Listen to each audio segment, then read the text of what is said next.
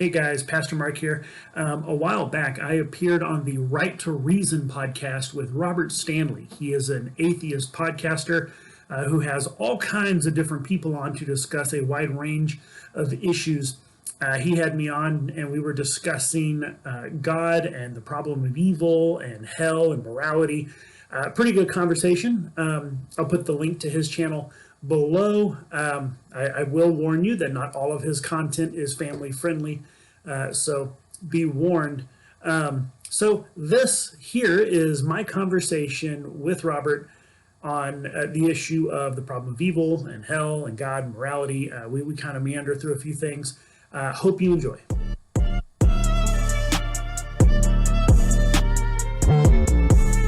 Pastor Mark, how are you, sir? I am good. I'm happy to be talking to you again. I want to say we met at an R&R debate.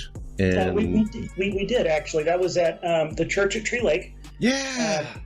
He was debating Tyler Vela, who you need to get on your show if you haven't. Okay. But that was actually done by a group I'm a part of called the Mentionables that put on the event. Had y'all wonderful skeptics actually come to the event instead of just the debate, you could have heard my talk. Oh, well, I'm sorry I missed it. Everybody can hear all of Pastor Mark's talks at Pastor Mark. That's the name of his YouTube channel. You are the preacher of Liberty Hill Baptist Church. Am I saying that right? You are. So far, they have not yet caught on that I don't know what I'm doing. Yeah, so I'll talk to Catholics, that don't really know a whole lot about Baptists. I grew up Baptist, independent Baptist. My dad was a Baptist preacher, and I wanted to be a Baptist preacher myself, and my brother was even one. But I'll talk to Catholics about it, and they'll say something like, "So you guys really are into baptism?" I'm like, "Not so much." They're like, "What do you mean?" I'm like, "Well, for us, it's more of like a show of your faith, a community thing that you do with the church to profess your faith to others." And they're like, "What? Are you kidding me? Like, your name is Baptist. It's in the name." Like, yeah, we're like it's like the least valuable thing to us, ironically. Yeah, that's kind of strange how sadly baptism has kind of gotten kind of backseat to everything else. Is it supposed to be a big deal, would you say? I think it is kind of in the same way that like a wedding ceremony is a big deal. Is the way I put it, because you're just making a big deal of what you're doing, of who you're committing to. This is a major thing in my life. And so to just kind of go, Yeah. Except like with us, Christ enters us before the ceremony, whereas in wedding, you're supposed to enter someone after the cerememy. So that's horrible. That's how that works. Mark Lambert. The Baptists get that one wrong too sometimes. Yeah, right. We've all made that error before, sure. So today, that's a hell of a way to start a conversation with a preacher. Tell us a little bit about yourself real quick, and then I wanted to ask you about hell. Okay. A little bit about myself. I am 43 years old, got a wife we just celebrated our 18th wedding anniversary, got 3 wonderful little girls, 11, 7, and 6. And I was raised Christian, but it was probably somewhere junior high that God just really grabbed me. Then in college, I wandered off, never stopped believing, I just stopped caring. And then I was actually chasing a girl who would one day become my wife, and I chased her right into the Baptist student ministry of the college we were attending. And like physically chasing her? Well, I wasn't physically. Like running after? I was following her. Stalking. Not like a stalker. Yeah. It was just, that's where she's going, so that's where I want to be. God used that to grab hold of me. And the director there was the kind of guy where it's like you walk in the door and he's like, "Hi, nice to meet you. Here, go make some copies of this. And can you clean out that water cooler for me? Okay, thanks." And it's like, So I immediately just got thrown in the mix. And I've been doing ministry ever since. Started that as a volunteer student on campus. And then just now I'm vocational. And so just like getting the marriage stuff backwards we were talking about earlier with the ceremony of baptism, you were doing the honey-do list even before you were the honey. That's nuts. Yeah. So your concept of hell, is this fire, brimstone, gnashing of teeth, eternity of flame and torture? My view of hell is that it's unpleasant. I think that a lot of the descriptors of hell in the Bible are figurative. Like there's not like you're not like sitting in an actual flame, having your skin flayed off for eternity. But it does show that this is not somewhere you want to be. Okay. And so here's my idea. Yeah. here's my idea, because we were going to discuss the problem of evil today. I was thinking about hell in the sense of if it is bad, and by bad, let's say worse than, a regular day on Earth. Not a great day, a typical Monday that you don't remember. Nothing bad, nothing good, just boring.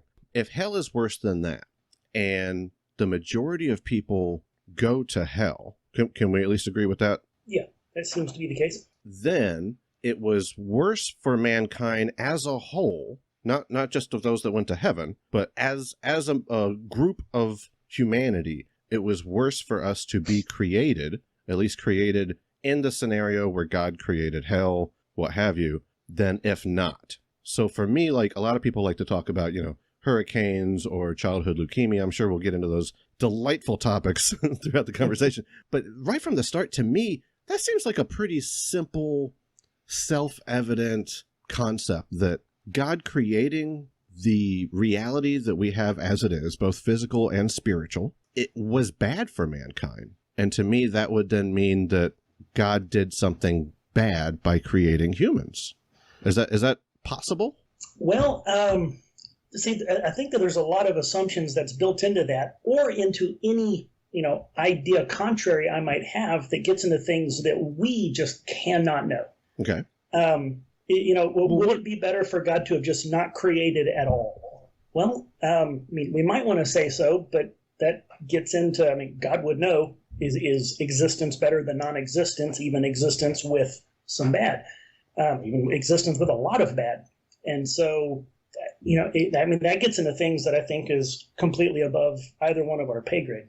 If we're in a business meeting, you and I are, you're the VP of this, I'm the VP of that. There's a couple other VPs. There's a CEO. He's got to report something to the board of the directors in a second. And we know we've got a budget crisis, and we present the data to our CEO, right? You present your department's data, I present mine. And he says, I know you're telling me we need to cut back on finances, but I just don't know. Maybe there's information we don't have, right? And we say, yeah, but we can't get that information. We don't have a crystal ball, Jack.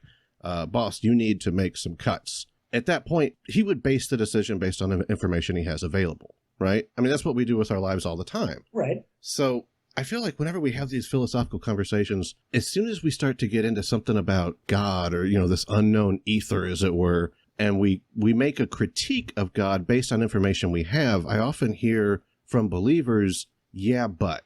And what follows the yeah, but is always something like, maybe it was this, maybe it was that. We don't really know. And I don't know, it's a little disappointing because I would feel like we're having a conversation based on what we do know. And we do know, at least I think maybe we don't know, but you and I both understand the concept of hell to be bad for the majority of mankind. Well, it'd definitely be unpleasant for the majority of mankind. Right. By unpleasant, we mean worse than this, and therefore that's what I meant by bad. I'm just trying to be concise. But here's the thing, you were asking a specific question about a specific occurrence. So you go, okay, well, let's take into consideration everything we do know, right? Because the question kind of gets into things we don't know. So what do we do know? Well, we know that God loves us. We know that God is good. We know that, author of life and blessings and all this other stuff. So it's like, okay, we get into a situation where it's like all of that doesn't maybe quite seem to mesh with, the hell thing. Mm-hmm. So what do we do with it? And we say, well, okay, what I do know about God says he's got to have a good reason. Right. So you're starting with God is good, and then everything else. I'm starting with God is God. Well, sure, fair enough. No, I'll grant that. But then you're seeing him as an omnibenevolent character, right? And then if something doesn't fit into that, then that thing must be the wrong shape. It doesn't mean that it doesn't exist. So it doesn't mean, well, hell doesn't really fit into a good God, so therefore hell must not exist. But you must create some kind of scenario that hell could still exist, but would still work with being created by omnibenevolence. Would that be fair? Yeah. And to me, that seems intellectually dishonest. Not like you're a liar by any means. We've met. You're a totally cool dude. But funny before we continue. Funny thing about that is I remember I'm over there talking to you guys and all the mentionables, right? That's their name. Mm-hmm. And speaking of that, should we include that link in today's show notes, Mark? Also the mentionables. Yes. And Yeah. Pastor Mark's YouTube channel will be in the show notes as well, everybody. So please look for that. Click on that.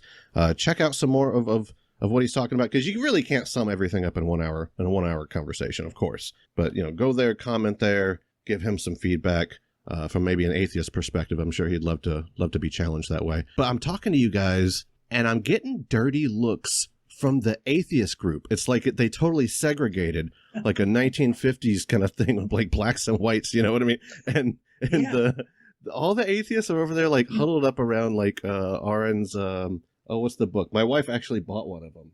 What's Aaron's book? I don't remember. Fundamental Fallacies of Creation or something like that. I can't remember. But anyway, Yeah. but they're all over there around his book table talking, and I'm over there talking to you guys. And they're just giving me these dirty looks. Even Aaron's wife was giving me a dirty look. She's blocked me on Facebook, by the way.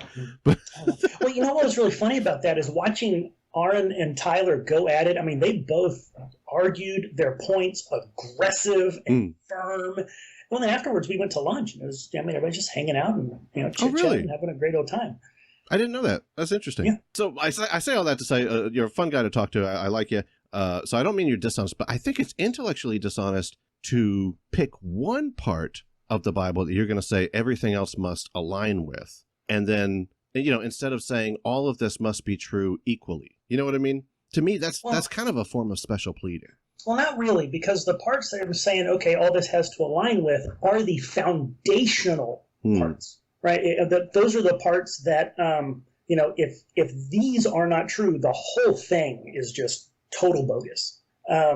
And so, but you take those things that form the core, the center of what you know about God and reality, and then you have this question about something else, and you're like, well, I'm not sure, but I know these are true, so it's got to fit in there somewhere. So the nature of God would be foundational. Right. What about what you see? Like, just you wake up in the morning, you get your coffee, you walk out, there's a sunrise, you get in your car, you drive to the church, what have you. All these things, these are things you know are true. These are super concrete things. Would these be equally foundational to your belief in God? Just reality itself that, you're able to witness empirically?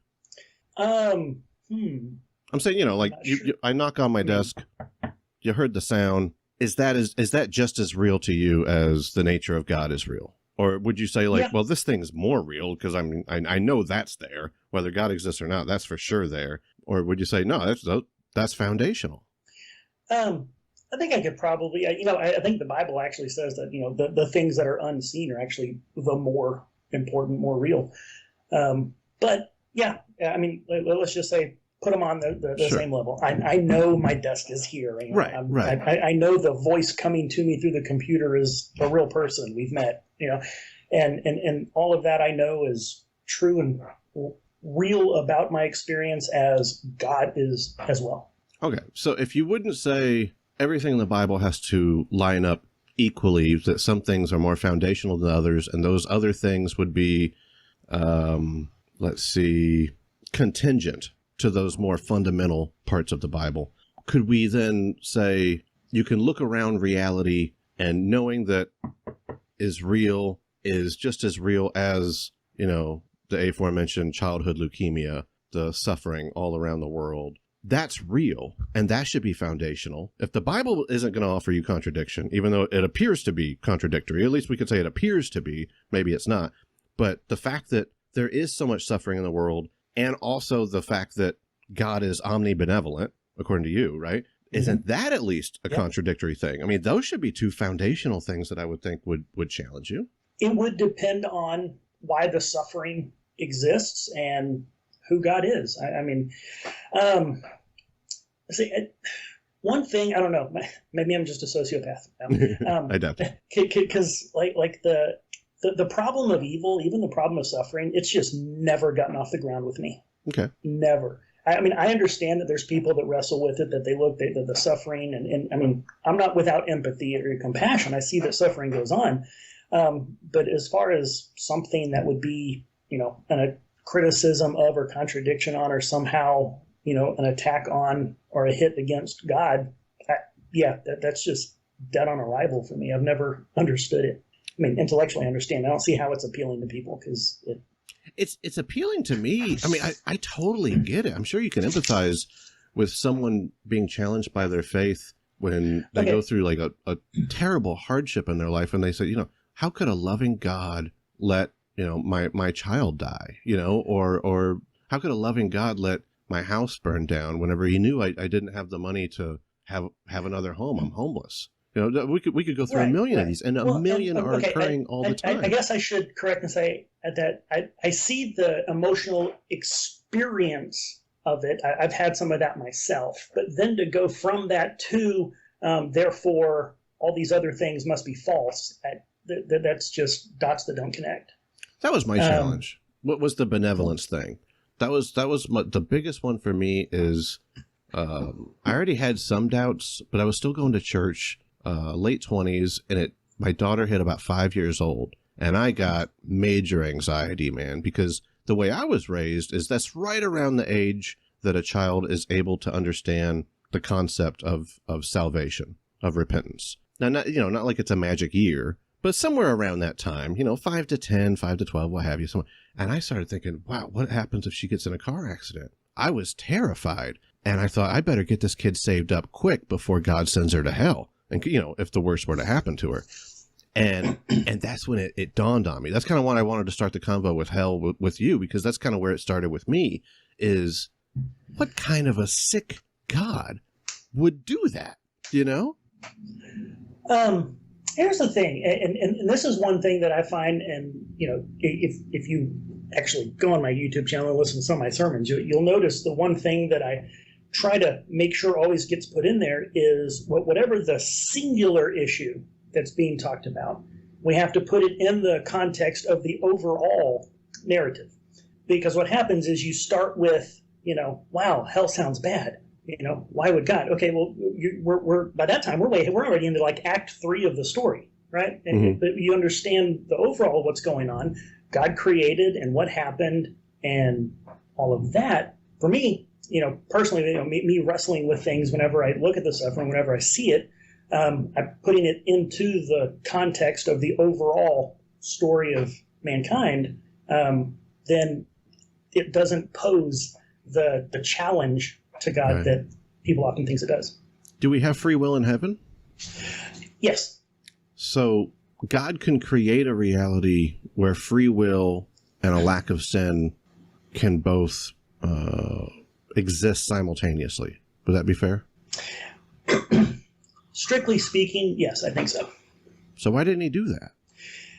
Because it's probably, and again, this is getting into that God would know and I wouldn't. Sure. But it seems based on what me we know, that it would be better to have gone through. Like I heard a quote. I wish I remember who said it. This world that we live in may not be the best possible world, but it may be the best way to get to the best possible world. Wow. And then that next one may not be the best possible world, but be the best way to get to another one. Well, I mean, if you want to with play that kind of thinking, you could really explain anything away that way. Oof! Imagine all the atrocities you could think up throughout human history with that kind of thinking. Can I take just a few minutes to line out and kind of if we're kind of getting the problem of evil, let's actually get into what evil is and the problem, and I guess I could show how I think through it.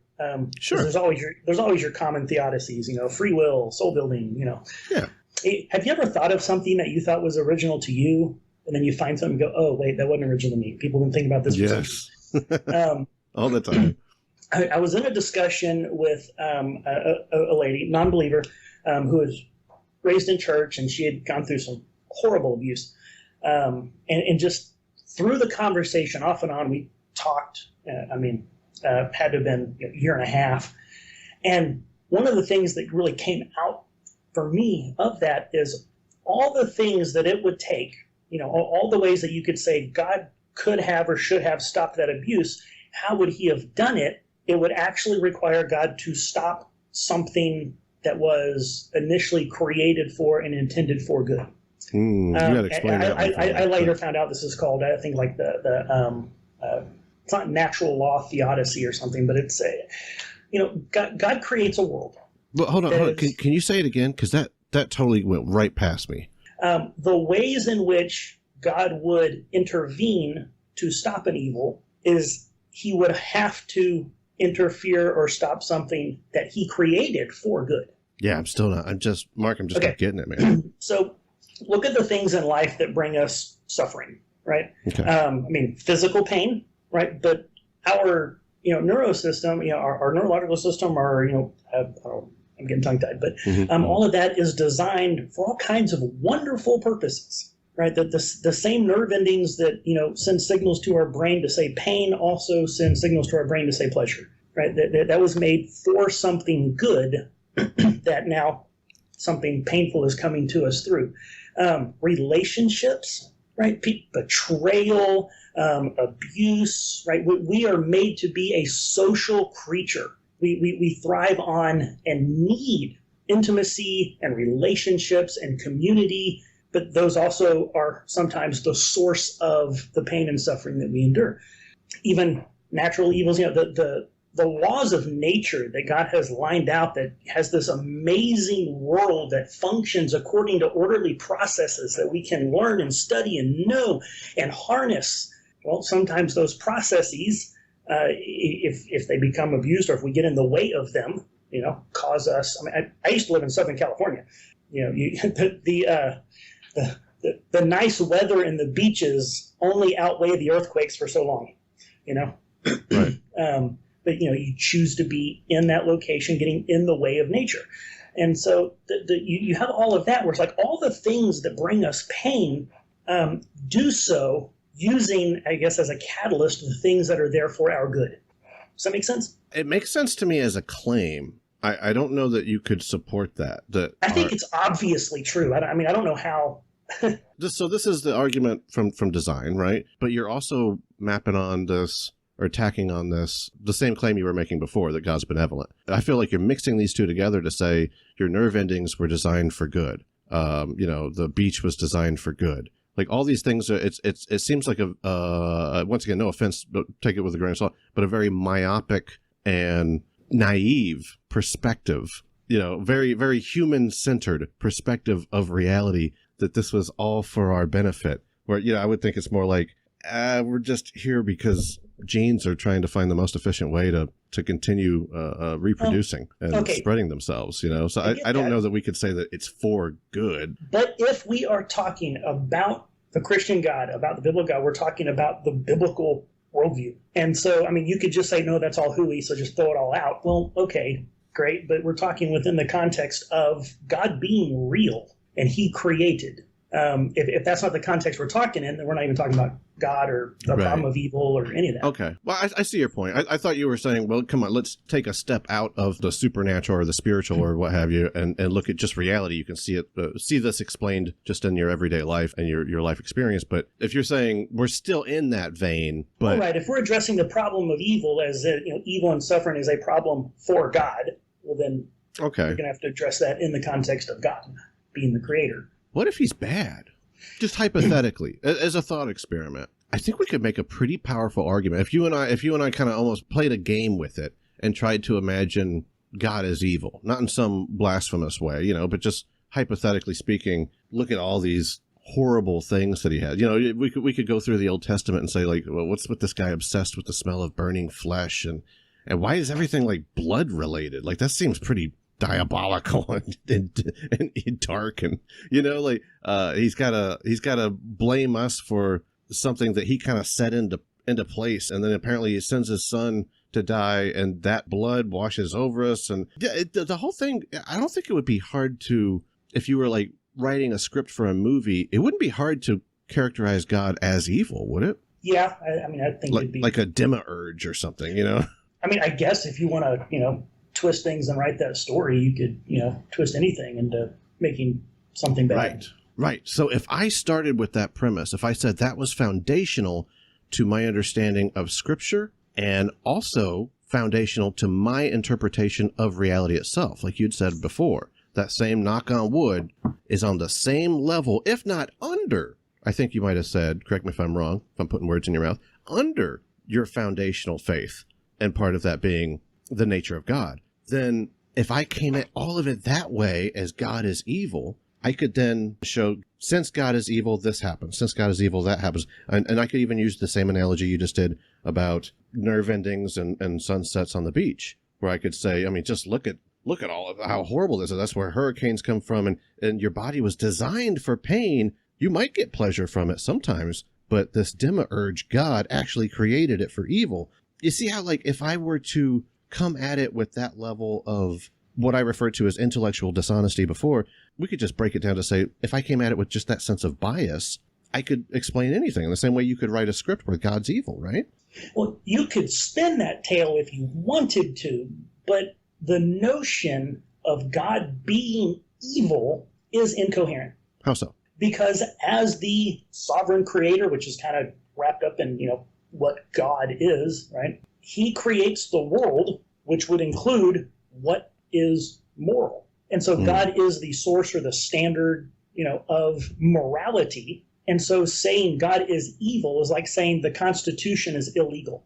It's like say you're in Bell County. Say they pass a law that says, police don't need a warrant to search your house. And you go, well, the Constitution says they do. And they go, no, that's illegal. We said so. Well, that's not how it works. The Constitution is the basis for what determines what's illegal. It itself cannot be illegal. And likewise, God is the source, the standard of what is good. And so he himself cannot be evil. If then we could look at moral advancements that we made without God as humans, things that he didn't tell us to do, that we would agree, you and I, are good.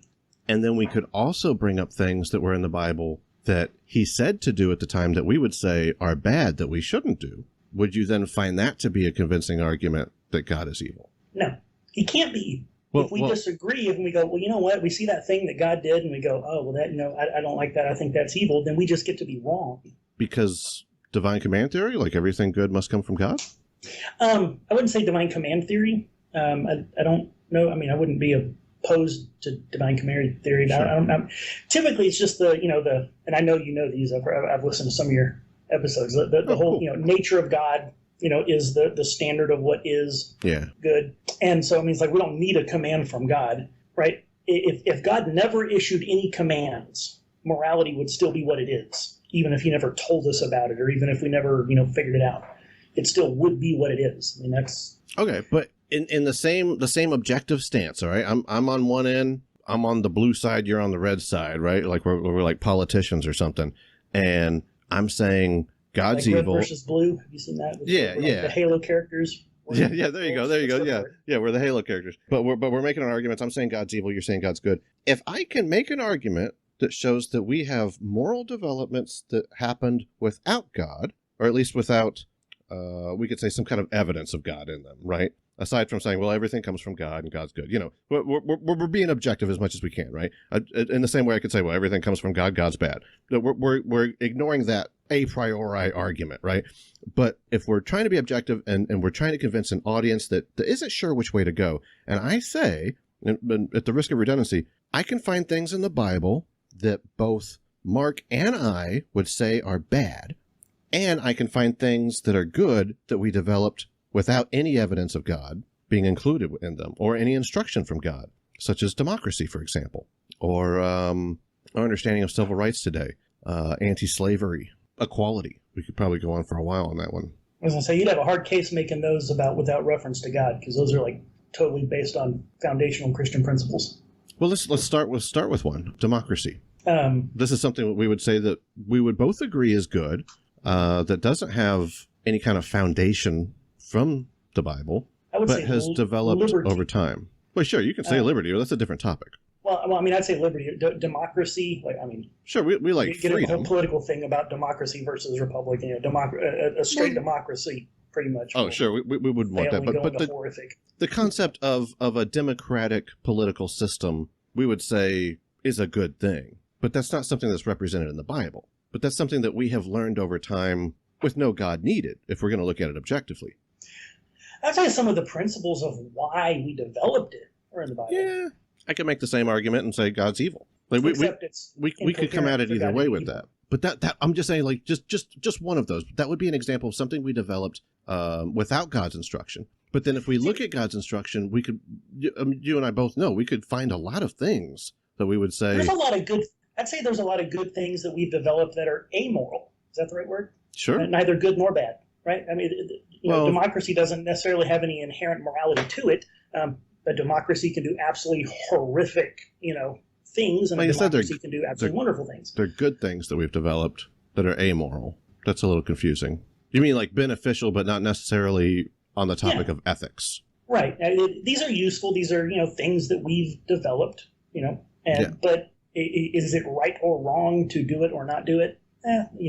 Yeah, I would say having an authority over a person without them having some kind of representation in their government, that is wrong. That's authoritarianism, and that's something supported by the Bible. I would agree, and I would agree on that because of biblical principles. But biblical principles are authoritarian in nature. We know that. I mean, it isn't the paradise that God's looking to give us one day. I don't have a problem with right authorities. I mean, rightful authorities exercising their authority. You do on the earth. Outside of the special pleading of God, you do have a problem with that because everybody always claims they have the right one, right? Like Stalin said he had the right one. Hitler said he had the right one. We could go through all of human history. We know that that's not the best way to do it because we're supposed to all come together and decide as a group the best that we can. I mean, if I come into your house and you're like, hey man, you need to take off your shoes. I'm like, I'm not taking off my shoes. I don't have to take off my shoes. I'm going to drop a deuce right here in your living room. Right. You have the rightful authority to say, no, you're not, get out. Right? Of course. That's my house. That's your rightful authority. In that sphere, you have that authority and it's rightful. It's like I wouldn't have a problem with God's authority because he's God. I don't have a problem with a municipal authority who is rightly exercising their authority. I think you do. I don't think you base it on whether or not they're an authority. I think you base it on whether or not it's ethical. That comes into it. It's actually, if you're a Jew in Hitler's Germany, I don't think you, as Mark the Jew in 1920s Germany, what have you, I don't think you say, the guy's got a point. It is his house. Well, but that's appealing to an authority above them. Right. Morals. And I'm saying that we are appealing to an authority that we're not getting from God whenever we say democracy is ethical. It's not just amoral. It's actually better than the forms of authoritarianism that preceded it. And we did it without God. I don't know that we can say we did. We can at least say it's better. Can we agree with that? And that it is ethical. Yeah, we can go with that. The taxation without representation was an advancement for humanity. Not for all humans. It excluded many of us, but at least for the majority of white landowners, male white landowners at the time, that then spread to others, minorities, women, what have you. Yeah, I would say it's better, and that's something that we got without the Bible. Whereas we could go throughout the Bible and find examples of women being treated like property, God endorsing different forms of slavery for the Jews to execute upon not just other Jews, but also upon Gentiles. Here's the thing, though, man. If you want to start going there, you've got such an uphill climb to make. Because I don't know that we would have gotten to taxation without representation, equal rights, civil rights, apart from the principles found in the Bible. I mean, there may not be the Bible says to do this, but at the level of life principles that we find in there about individual liberty, about private ownership of property, about the one human race, all descended from Adam and Eve, all created in the image of God. When it comes to the slavery thing, I mean, the Bible, you're going to find far, far more in the Bible about the regulation and protection over servants and slaves than you're going to about anything dehumanizing and abusing towards them. You point at these things and say, oh, well, we did these without God. Well, we did them without a direct command from God, but the ideas that led us to do them are totally grounded in biblical principles. In order to prove you wrong, we'd have to find, because Well, you can just look at the people that stood up and led these movements. They're pointing at the Bible and they're saying, this is why we're doing it. Sure, like this is why these things are wrong. Okay, so I agree with you, and I can totally give props to religion as its progression throughout Western civilization, for sure. No doubting that. But for you to be correct that the concept of democracy is a result of the teachings of the Bible, we wouldn't just have to go with Western civ that comes out of the Roman Catholic Church, that comes out of Rome, that comes out of the time of the New Testament, right? That coming from Judaism. So everything, we'd have to find a civilization that didn't come at least culturally, right out of the Fertile Crescent, right? Like we could say everything came out of Africa, went up through that, like Iraq and Israel and that area into the rest of the world. And that's kind of where we get everything. But it would have to be a society that didn't emerge from Judaism. But if we could find countries that did, and they have democracy, then one might be able to make a pretty powerful statement that democracy is not based on the Bible. It may not be based on the Bible, but again, it's going back to the moral principles, which the Bible clearly says God has written on the hearts of man. If God is creator and all of humanity, coming from, and we have this inherent, conscience that is part of us that God has given to us. All right, we have a morality detector, broken though they may be sometimes. You don't actually need to have it being from the Bible. Again, if morality is objective, universally applicable and knowable by all mankind, then it wouldn't be surprising that, in some places that you'd find things that would line up with what we would consider biblical principles. Of course, if the Bible's true, they're just general moral principles. What if we said Japan, South Korea, India, Taiwan? What about Hong Kong, at least before China came over and took it over, right? Yeah, we want that back. That's ours. Yeah. Malaysia, Singapore. Well, here's the thing. A lot of those places, they suck. But they do have democracy, and a lot of the ones I named actually rank. And I honestly don't know the answer to this, so I would have to look. Did they develop democracy before or after missionaries? Ooh, that might be an interesting claim. And I don't know the answer to that one either. It would seem we're both in an impasse there. I don't know that I would even give credit to missionaries. That seems a little bold. The earliest missionaries to Asia were back in like the 500s or 600s. Really? Yeah, they didn't really take 500s. That's like still during like Greece. Yeah, I mean, it was something like almost 1,000 years before the really big. I think it was the Jesuits that were behind the really big. Yeah, push. that'd have to be like kind of before Christianity as we know it today. I mean, it was. But either way, maybe Western civilization had an influence on those countries. That's a possibility. I would say it'd probably be more through trade or some kind of militaristic campaigns rather than missionary work affecting someone's actual whole political agenda. That seems a little bold, but perhaps I haven't considered that. There's one thing that, and we've wandered all over the place, but there's one thing that I was like, never gets talked about on the issues of evil and suffering, and it's something you'll probably push back against because fair enough. I think it's human nature. Like I was saying before, when you take in the whole story, like if we're looking at the Bible, why would this God, who's supposed to be loving, allow this? When you stop and think about the role of man, I mean, if you look at Genesis, like, okay, he created everything, put man in the garden, life was great. Oh, but they sinned and messed it up. Well, back up before the sin. Mankind had a job. They weren't created just, to be, in God's terrarium. Right? God creates mankind. He says, be fruitful, multiply, fill the earth, subdue, and have dominion over the earth.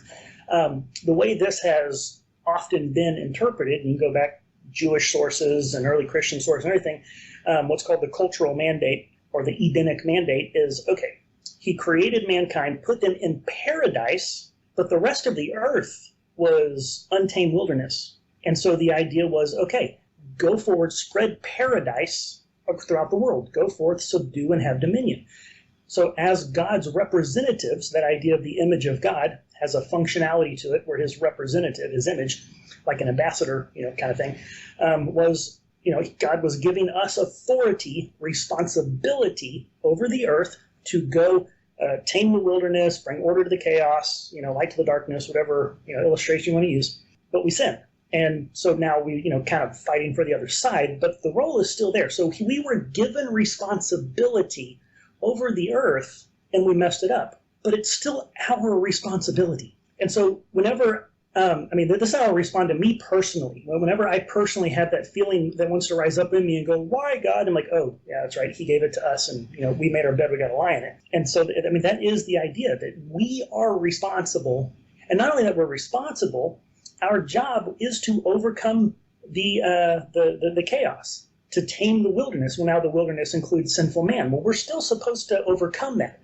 One of my favorite memes, I don't know, you may have seen it. It's a cartoon of a guy sitting on a park bench with Jesus, and he's like, Jesus, man, why don't you do something about all this poverty and homelessness and suffering? And Jesus says, funny, I was going to ask you the same thing. because that's our job. That's what we were put here to do, was to tame the wilderness. Well, now the wilderness includes, sin and suffering, but it's still our responsibility. Was there sin on the earth before the fall in the garden? No.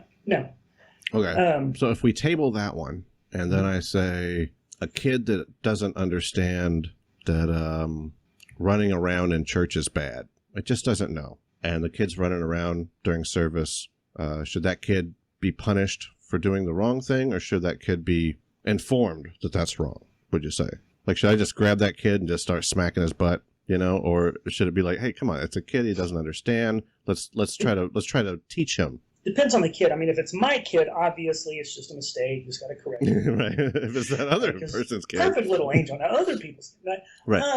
Well, I mean, part of raising, the word discipline often gets a bad connotation, but it's just, disciplining is training and instructing and teaching.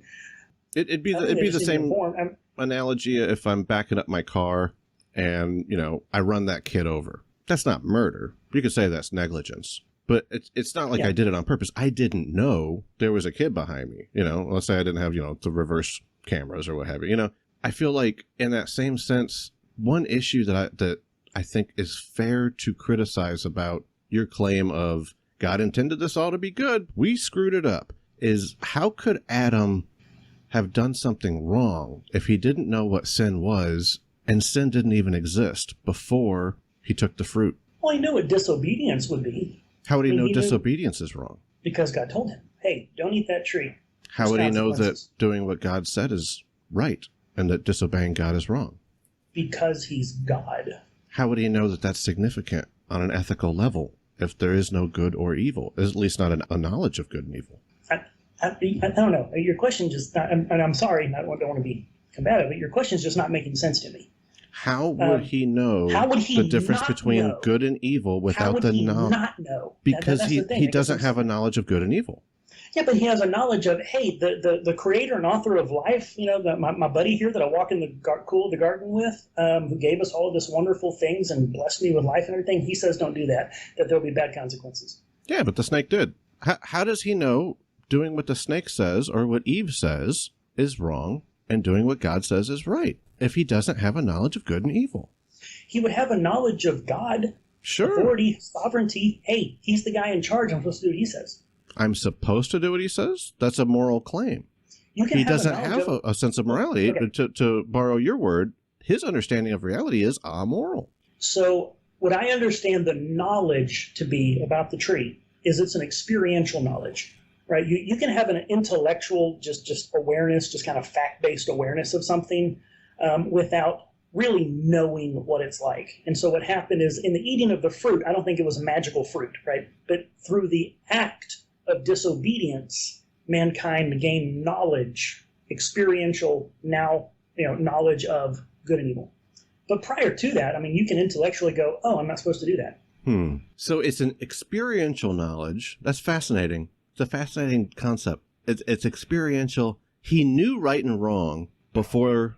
He knew rules, Well, we'd have to say right and wrong, not just rules, because breaking a rule that you don't think of as wrong is not immoral. So if I tell you, that's my dog, don't untie it from its leash, but you see me beating that dog and not feeding it, that might be a rule in my house or in my backyard, but that doesn't make it right or wrong. You're going to save that dog from me, or you might just put me on the leash and beat the crap out of me. Who knows? But still, just a rule doesn't make right?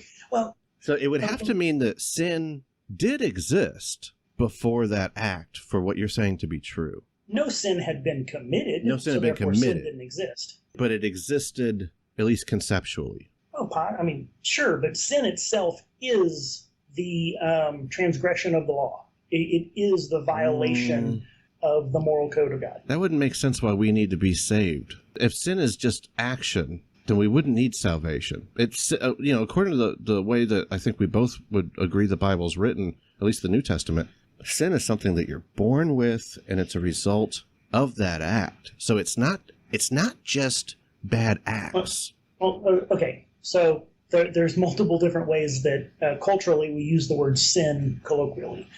we talk about sin. What you're referring to is like the sin nature, that we have this pride, this selfishness in us that wants us to do things our own way, right? Not just that. The same thing that we're born with, that we need to be washed by the blood of the Lamb with. Not just the colloquial thing. I'm talking like the biblical definition of sin isn't just, cheating on your wife is a sin. It's also the thought. It's also something you're born with that you can't help but do without the grace of God, right? So your rebuttal to how could Adam have known it was wrong if he had no knowledge of good and evil, and you say, well, it's experiential, I think that falls apart whenever we reference the whole reason for needing salvation. Is that possible? I'm trying to take it at the way that you're saying it and consider that. I had never heard that argument before, but if I follow that to the nth degree, it would seem that that's not the same definition of sin that I'm saved from. That means that I can enter the throne room of God, right? I have to be sinless. It doesn't mean that I have to not have acts, because those acts are forgiven. It has to mean that I'm not tainted with this sin. Well, I would say both. If it's both, then how could Adam have done wrong? You can innocently, you can, I'll use a word that you accused me of, naively. You can be naive, right? We know you're talking to someone who is, right? Sure. And we both suffer from that affliction. Right? You can naively make a wrong choice that has consequences. And you could have been told, hey, don't do that. Yeah. And you're not supposed to. You're a little kid and mom and dad says, don't, play in the street. I mean, you're supposed to listen to mom and dad. And you can naively just decide, well, I want to play in the street. But then, once you got hit by a car, now you have some experiential knowledge about playing in the street.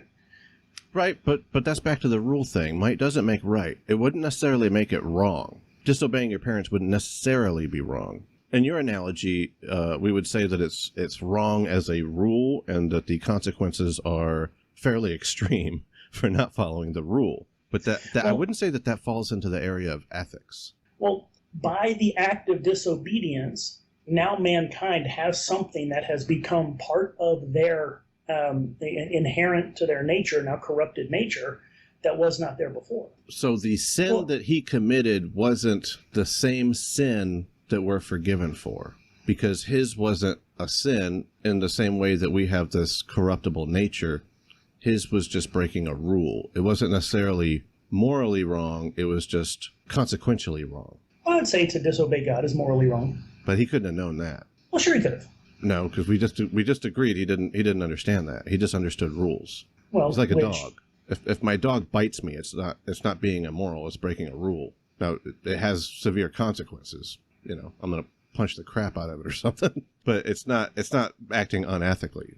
It doesn't have an understanding of human morality, and neither did Adam. He just, correct me if I'm wrong, but I think that's how you describe it. He was breaking a rule. Yeah, then he already had a knowledge of good and evil. Maybe not an experiential one, but he knew what sin was. And for him to know what sin was, sin would have to exist, at least conceptually. Which is fine. There's no reason. I mean, you can conceive of something. I mean, that wouldn't be, he could conceive of it and then chose to do it. Right, because even before he did it, if we're going off of experiential disobedience, it already existed. That version of it already existed with Satan. Satan had already disobeyed God. I actually have an interesting view on this. I think that Satan and Adam fell at the same time. I think that Satan's tempting of them was his rebellion. That was his sinful act. That was the moment. So Satan left heaven, turned into a snake, tricked Adam, within milliseconds of one another, and it was all just like this big bang of sin spreading across the universe. We could get into the whole. I'm not laughing. I'm not laughing because I'm laughing at you. It's really interesting. I don't know if you've heard of or listened to any Dr. Michael Heiser. No, not familiar. But he goes into how the word that we translate as serpent actually has another meaning, which we don't want to get off in the weeds of linguistics, but it could be referring, or most likely is referring, not to a serpent, but it's from a root of a word that refers to an angelic being. So it wasn't a snake, as we conceive of a snake, to be tempting them. It could have been Lucifer himself, just Lucifer, hey guys, check out the tree. And who knows, they may have known Lucifer. That gets off into speculations, but if he was one of God's angels and they're in the garden, I don't know. When there's an apparent contradiction in the Bible, you'll claim foundations and then turn things toward those foundational truths as you need the round peg to fit in the round hole accordingly. Or if something contradicts, knocking on the wood, reality, you will look at reality through the filter of your bias. I feel like if I present the same arguments that you do that are the antithesis of your argument, but show that if I base it off this bias, I can still make the same arguments you do and see the world through my filter. Therefore, it's not necessarily a good argument. You don't necessarily have a great rebuttal to approaching the world with that intellectual dishonesty. And then whenever we look at the morality of hell or the inconsistencies with evil or sin existing in the Garden of Eden,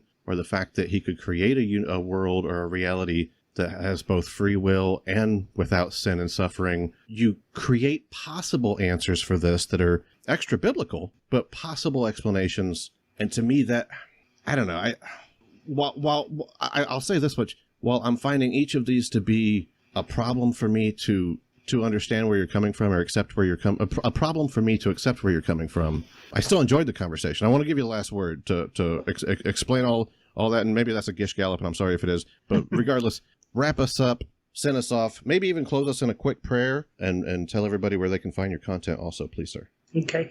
I think what I would say, it's not, let me put it this way. We all make determinations about things based on knowledge we already have, right? So if you're sitting there, clear blue sky in the middle of July, in central Texas, and someone comes walking in the door, dripping wet, and someone goes, oh, it must be raining outside. They must have got rained on. Well, no, that doesn't make any sense, because I know it's not raining. Clear sky, summertime, central Texas, that's not from rain. So then you take what you're seeing and you put it into what you already know to be true about the world.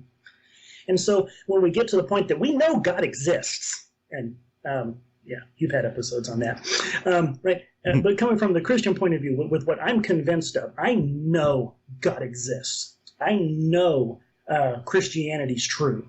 And I know that based on the death, resurrection, salvation given to me by Jesus Christ, the act that he did, that God unequivocally, undeniably loves us. So then you get something that goes, okay, well, this hell thing seems weird. It's like, yeah, there might be some things that are hard to wrestle with, but I know this to be true. So now I have to make sense of that in light of what I already know to be true. And so I don't think that's an intellectual dishonesty. I think it's just the basic reasoning that we all do. We take what we know to be factual reality about the world, and then the things that are questioned, we address those on that basis. Where can everybody find your content, Mr. Lambert? Probably the easiest way would be go to YouTube. I'm there under Pastor Mark. Church website, lhbcmoody.org. Did you want to close us in prayer? Sure. Father God, I thank you for the opportunity to have this conversation. I thank you for people like Robert who are willing to have an open mind and to discuss with others, to let there be a free flow of information and ideas. God, I just pray that you would help us as we look around at the world, God, that we can approach it honestly and openly. God, that we would not put any blinders on, but just see the world as you have created it and as you have made it. Just pray that you would help this to encourage others. In Jesus' name, amen.